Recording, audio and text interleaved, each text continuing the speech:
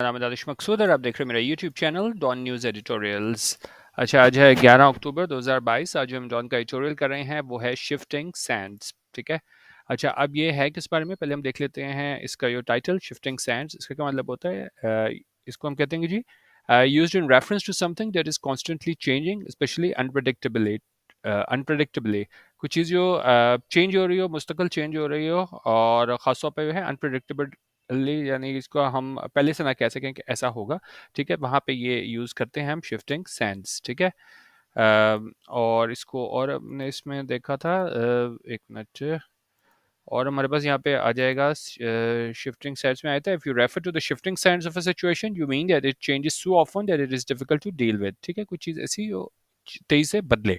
ठीक है, और ये एडिटोरियल यहाँ पे किस हवाले से बात किया गया कि दो हालिया स्टेटमेंट हमें देखने को मिली हैं आर्मी चीफ्स की।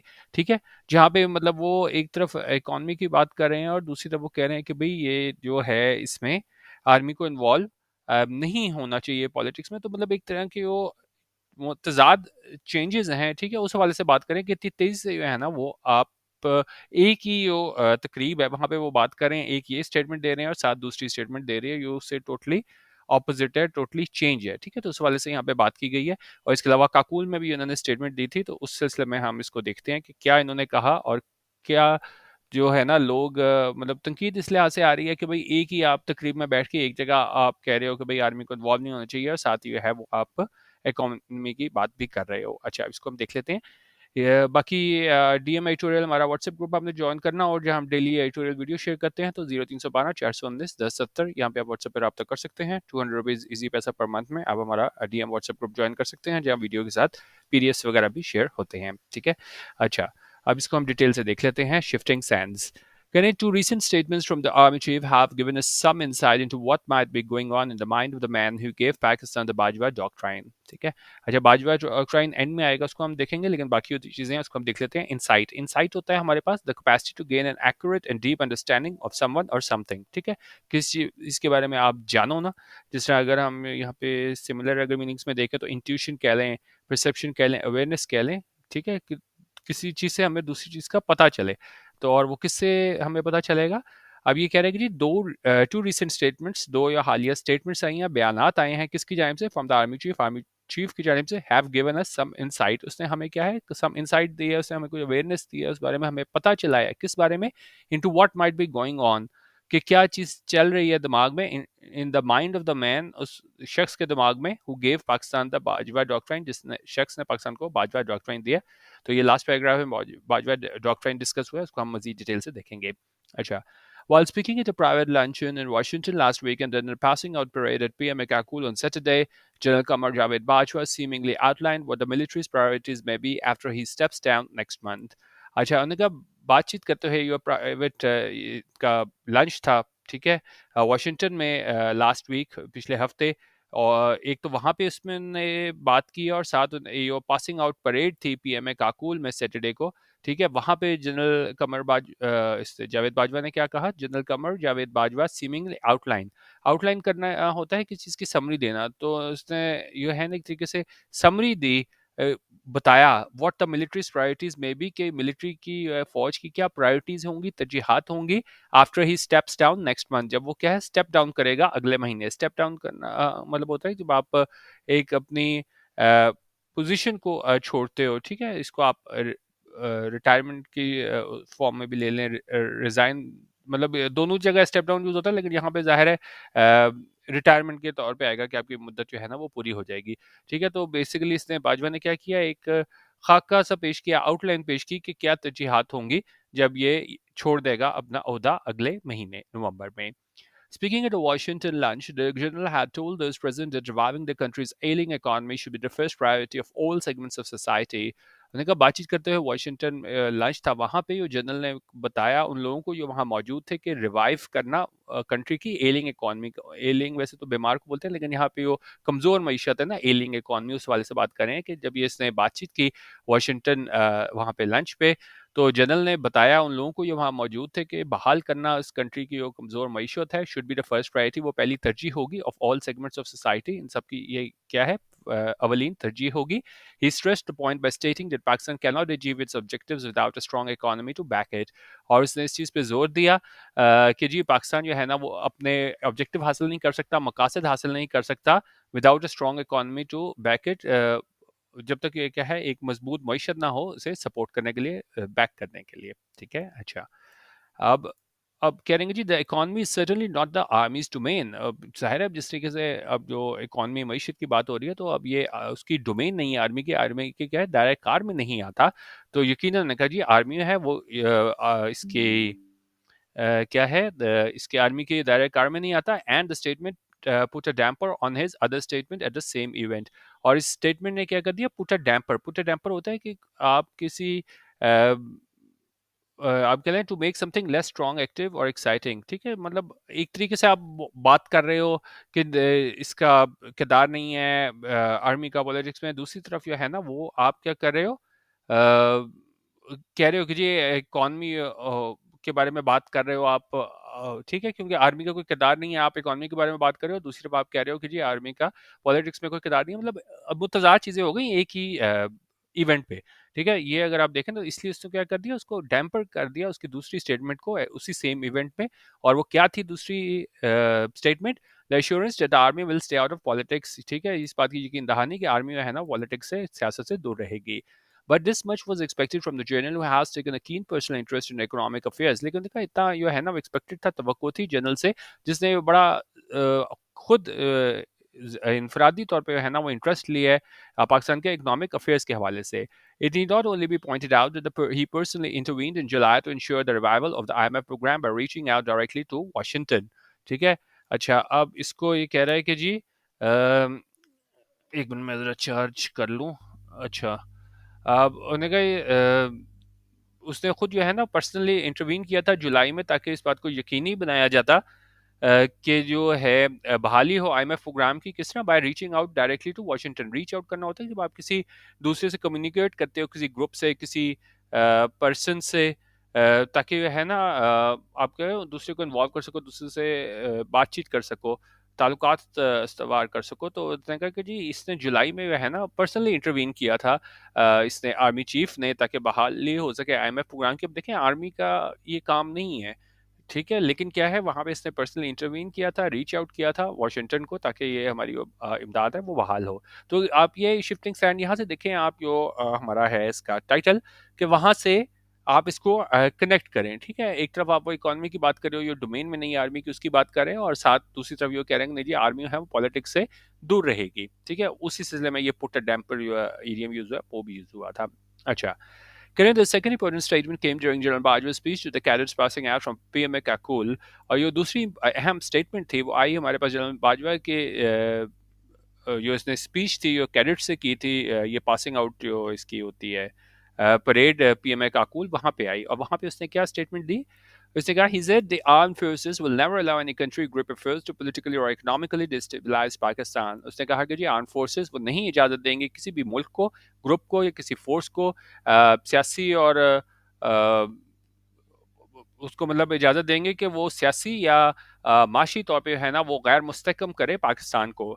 This has widely been perceived as a warning that the army may have had enough of the PTI. और इसको एक देखा जा रहा है, समझा जा रहा है एक वार्निंग के तौर पे कि जो आर्मी ने दी है कि जी अब वो बिल्कुल तंग आ गए हैं किससे, पीटीआई से, specially since the party has been rocking the boat during a time of national crisis. और खासतौर पर जब जो पार्टी है वो क्या कर रही है, rocking the boat. Rocking the boat होता है जब आप क्या है ये डू और से something that will upset people और कॉज प्रॉब्लम्स. ठीक है, तो आप कुछ ऐसा करते हो कि लोगों को यह है वो अपसेट कर दो या क्या है प्रॉब्लम्स क्रिएट करो. ठीक है, और उन्होंने कहा यही इसलिए मतलब तंग आ गए हैं आर्मी वाले पीटीआई से क्योंकि जो नेशनल क्राइसिस के तौर पे जो है ना ये कुछ ऐसा कर रहे हैं जो क्या है प्रॉब्लम्स क्रिएट कर रहे हैं, पीटीआई के हवाले से बात कर रहे हैं. However, it does not take much imagination to see that we could cut both ways. लेकिन उन्होंने कहा ये मतलब आप अगर हम इसको इमेजिन करें, तसव्वुर करें तो ये मुश्किल नहीं होगा देखना कि ये क्या है, it could cut both ways. अच्छा, इसका इडियम का क्या मतलब होता है, टू हैव बोथ एडवांटेजेस और डिसएडवांटेजेस. ठीक है, तो मतलब ये इसको इमेजिन करना ज़्यादा मुश्किल नहीं है कि इसके दोनों क्या है एडवांटेजेस और डिसएडवांटेजेस हो सकते हैं. ठीक है. अच्छा, अब जो हमने शुरू में देखा था बाजवा डॉक्ट्राइन की, उस हवाले से यहाँ पे इस पैराग्राफ में फिर बात करेगा, उसको हम मजीद डिटेल से देखते हैं।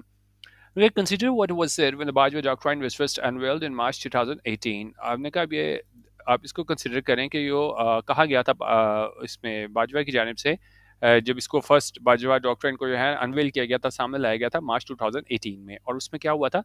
A selected group of journalists invited to hear it from the army chief was apparently told that Ishaq Dar's financial vision had been totally rejected and it had damaged his state।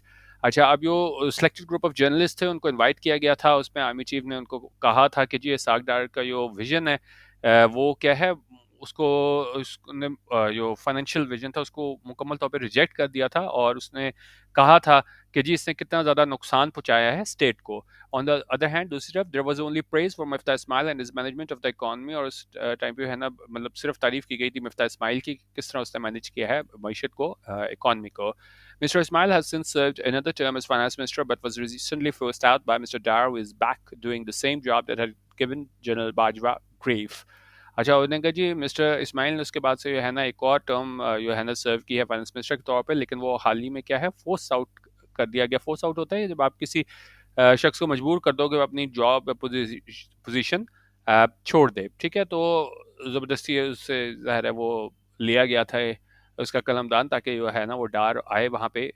तो उन्होंने कहा mister डार जो है उसने एक और term सर्व की थी फाइनेंस मिनिस्टर के तौर पे, लेकिन उसको हाल ही में है ना वो अपनी जॉब छोड़नी पड़ी मिस्टर डार की वजह से। और जो क्योंकि वो वापस आ गया है उसी सेम जॉब पे जिसने ये जनरल बाजवा को क्या है ग्रीफ दिया था। यानी क्योंकि जनरल बाजवा अगर देखें तो आपको ये जर्नलिस्ट की जानिब से भी कहा गया था कि जी पहले हमें बताया गया था कि भाई सब कुछ जो मीशत है इसकी वजह से ख़राब हुई है, डार की वजह से, और अब डार को ही ये लोग क्या है वापस ले आए हैं, ठीक है। अच्छा, the question to be asked now is, has the security establishment completely gotten over its distrust of the finance minister, or could it one day overrule its concerns for stability? उनका अब सवाल ये पूछा जाना बाकी है कि क्या ये सिक्योरिटी इस्टेब्लिशमेंट है वो क्या है, उसका मतलब जो डिस्ट्रस्ट था इस पे डार पे वो क्या है ख़त्म हो गया फाइनेंस मिनिस्टर पे, और क्या एक मतलब फिर ये क्या है ओवर रूल कर जाएगा इसके कंसर्न्स, इसके खदशात स्टेबिलिटी को लेके, जब ये हमें मीशत जो है ना वो मुस्तहकम होती नजर नहीं आएगी। Given how deeply invested the military has become in economic management into the incumbent chief, and considering Mr. Dar's continuing predilection for flawed policies, can the run-in between the two be expected? अच्छा, उन्होंने कहा ये देखते हुए कि कितने जो है ना मतलब मिलिट्री इन्वेस्टेड है, मतलब ये कितना ज़्यादा जो है ना इन्वॉल्व है इसमें इकोनॉमिक मैनेजमेंट को लेकर, खासतौर पे जो इनकम्बेंट चीफ अभी मौजूदा चीफ हैं बाजवा। और ये देखते हुए कि वो मिस्टर डार के लगातार जो प्रिडिलेक्शन है, प्रिडिलेक्शन होता है किसी चीज़ की लाइकिंग, जिस तरह आप काम करना चाह रहे हो, आपको पता है कि जिस तरीके से ये मनूवर करके है ना इसको रुपए की कदर को है ना मुस्तहकम रखता है।